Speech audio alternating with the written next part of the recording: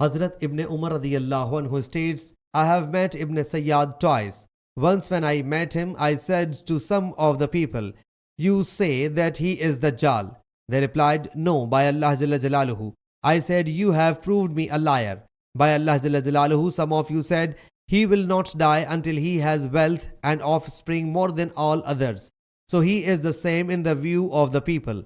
Then Ibn Sayyad talked to us, and I then abandoned him. I then again met him, and by then his eye had got swollen.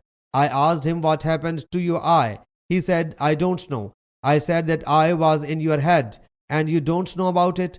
He said, if Allah Jalla Jalaluhu willing, He will create that eye on your staff. He then shouted like the bray of a donkey, and I had never heard a sound harsher than that. Some of my companions think that I struck him with my staff, but that staff broke. By Allah Jalla Jalaluhu, I remained unaware of it. Then Hazrat Ibn Umar radiyallahu anhu went to the believer's mother, Hazrat Hafsa radiyallahu anha, and narrated this episode to him. She whereupon said, what have you to do with him? Don't you know that he sallallahu alayhi wasallam said, first thing which will send the Dajjal to the people will be his fury, which he will feel at someone. Sahih Muslim Hadees number 7287.